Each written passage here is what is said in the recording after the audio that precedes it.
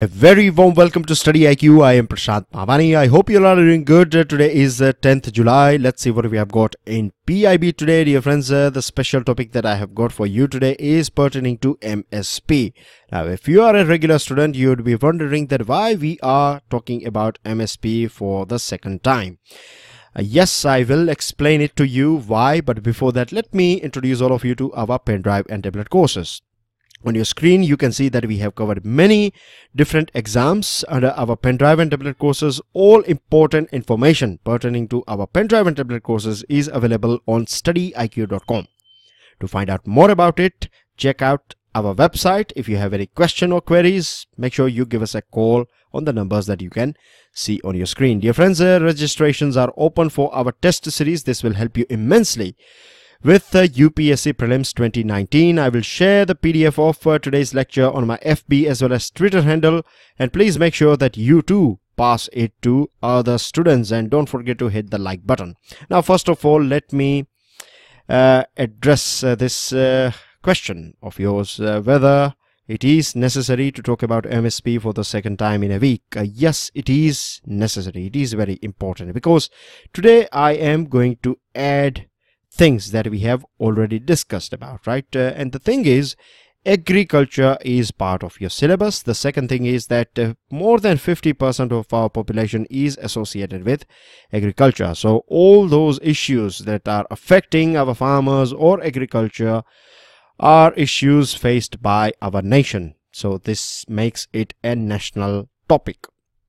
The other thing is, if you open your mains examination papers, you will find that you get at least one question you will find in every year's mains examination. They ask you questions, not directly, but questions are predominantly indirect in nature.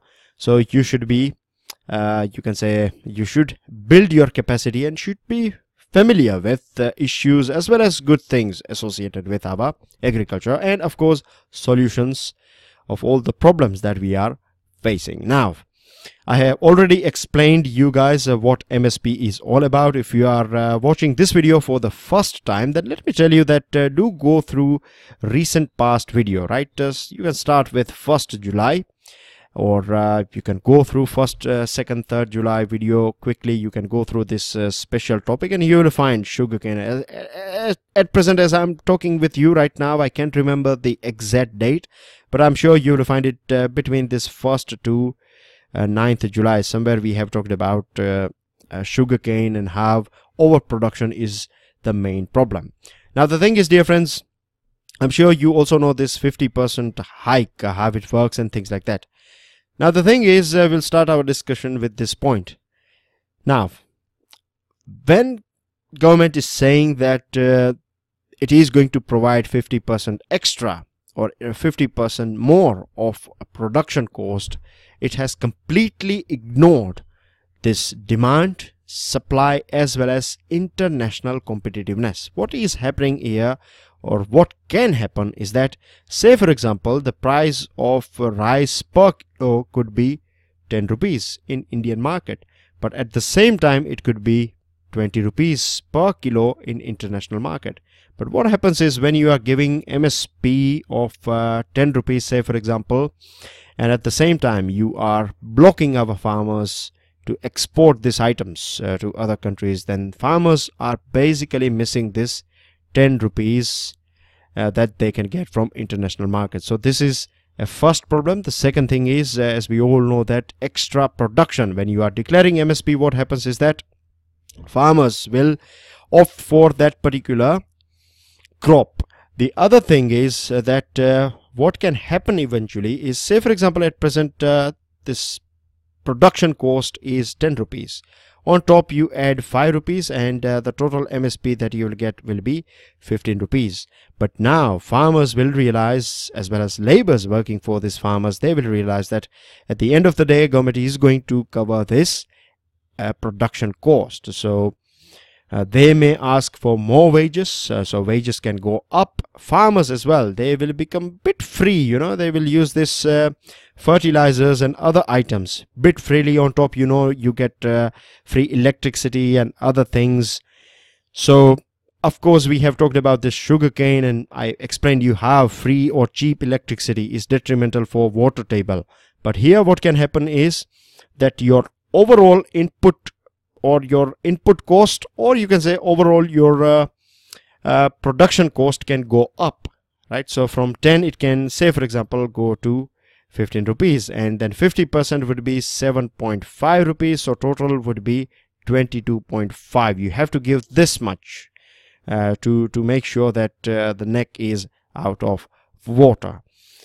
So this will make things expensive. Inflation will go up. When inflation goes up, RBI will be pushed to increase interest rates. When interest rates, or basically loan rates, or when loans become expensive, businessmen will not be that motivated to get that loan, and when they don't have money, no more new factories, production will come down, and it will eventually hit our job market, our exports, our overall GDP growth in long term can get a dent because of this one topic, MSP. I hope things are clear to you. The other thing that I would like to add here is that we should encourage our farmers to grow those items that are competitive, and not those items that we don't want, or those items that are uncompetitive.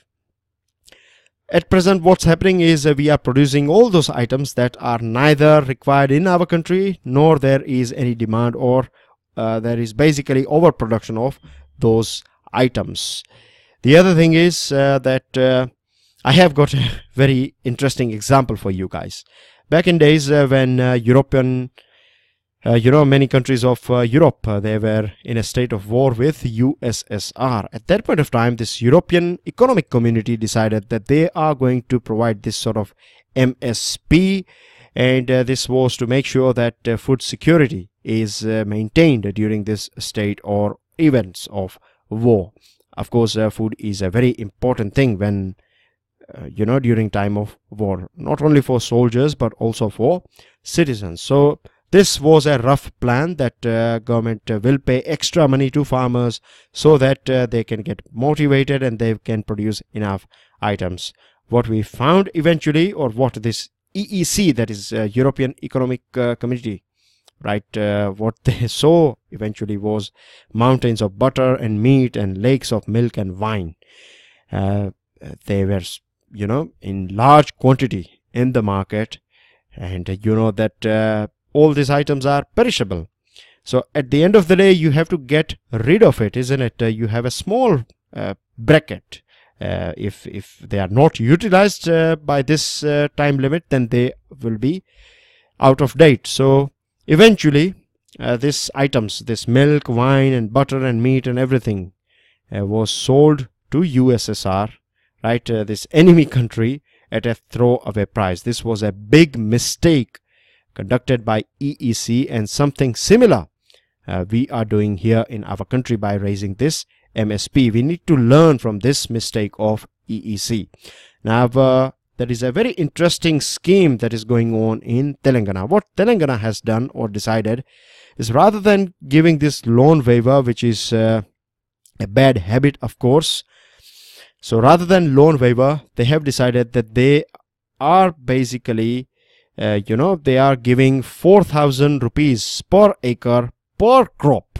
It is very important, right? Per acre, and this is per crop to farmers. So once farmers get this money, they can decide what crop they want to go for, because at the end of the day, when this production will be ready, right, you won't get any sort of MSP because money has already been provided to you. So you have this production, or this final product will be sold in the market at a competitive price. So this is a very interesting you can say scheme started by Telangana government, and this scheme has many flaws as well. And today we are also talking about how to get rid of MSP altogether. So we can fix this scheme. What we can do is we can see the reason why it is going well in Telangana is because it is having a very good land records, but this scheme can fail in all those states having a very poor land record. So first of all, we need to make sure that land records are up to date. The other thing is that structural flaw of this scheme is that the money will not be given to tenants and laborers. So this is a flaw in this scheme. The other thing is that there is no limit on land ownership. So if you have 100 acres, of course you are a very big farmer, then as well you will get 4,000 rupees per crop per acre. So a big farmer does not require this sort of support, right? It is only for marginal and small farmers. So we need to set a limit on this thing as well. Now, a good point about this scheme is that it is easy to implement. It is simple to implement. So what we can do is we can set a sort of upper limit, which can be 5 acres per holding. We can also add a direct benefit transfer here. We have seen success in with our Ujjwala Yojana. Something similar can be done with this strategy as well. And we need to get our land records right. We have got satellites, and we have got this drones and digital facilities. So yes, it will take a bit of time, but once it is done, then it will be useful for a very long period of time. We can give money to our farmers. They can decide what they want to grow. We can also provide them important information. Nowadays we have Kisan channel, and so many apps are out there as well. So in this apps and Kisan channel and news and other items, government can inform or provide this important data to farmers, that which crops can possibly bring good earning for them. And it's not that Kisans are not aware about it, right? Farmers are well aware about these things, that what's going on in market, what is the demand, and what is supply and other things. So let this informal way of working of farmers, this collecting information, go on. At the same time, we can provide them some information and sort out all these issues and apply this scheme, and I'm sure we can get rid of this overproduction and issues associated with MSP. With this, dear friends, I would like to tell one more thing to you, that the price of our UPSC pen drive course is just 22,500. If you compare this thing with a coaching class, then on an average you have to pay 10 times more. That is somewhere around 2 lakh rupees on an average. To find out more about it, check out StudyIQ.com. Now, the Department of Industrial Policy and Promotion has came out with this index, and this index is about ease of doing business. Andhra Pradesh this year has topped this table. Second number is Telengana. Third is Haryana. We have some other big top performing states. You have Jharkhand, Gujarat, Chhattisgarh, Madhya Pradesh, Karnataka, Rajasthan, West Bengal. Ramesh Abhishek, who is Secretary of DIPP, has released State Business Reform Assessment 2018, and this is conducted by DIPP in collaboration with World Bank, and there is a sort of action plan called Business Reform Action Plan, BRAP, under which these things are conducted. It's an annual exercise. Beg your pardon. Apart from that, Secretary Mr. Abhishek has said that large states have performed very well. Now, large number of states have performed very well. With this, dear friends, I'm sure we all are aware about this thing, that South Korean president was here in our country. Today we have signed 11 agreements with each other, including trade and culture. There was a high delegation meeting that took place between Prime Minister Modi and South Korean President Moon Jae-in in Hyderabad House, and we have also decided that we are going to take this relationship to a new level, a comprehensive economic partnership agreement, right? We have termed it as early harvest package. It is working like early harvest package because things are falling in line, everything is going all right. Prime Minister also added this thing, that this commitment to quality by South Korean companies are one of the reasons why we find products produced by this South Korean companies in most of the houses of our country, like LG, Samsung, Hyundai, and there are other big names as well. With this, we have also offered that we are ready to provide all cooperation and support that is required to make sure that tensions in Korean Peninsula are mitigated as well as removed forever. We have also decided that we are going to expand economic cooperation. Two sides have also decided to expand trade volume by 50 billion US dollar. Mr. Moon has said that he is going to support our country. Together we are going to work for fourth industrial revolution. I'm sure you know fourth industrial revolution is about automation. It's about artificial intelligence and new way of designing and adding technology in production of things, or you can say services. With this, Supreme Court has clarified this thing that as far as this LGBT issue is concerned, right, this inheritance or living in relationships, these items will not be dealt by Supreme Court for time being, but it is going to specifically look at section 377 of Indian Penal Code, which basically criminalizes consensual sex between two adults of the same gender. Moving on to another item, dear friends, power and new and renewable energy minister has said this thing. R.K. Singh has said that ADB, that is Asian Development Bank, has approved 503 million US dollar loan for you can say this Son Canal. Son Canal is situated in this Shahabad Bhojpur region. It will be beneficial for agriculture as well as for power production and things like that. Solar panels and other items will be added here later on.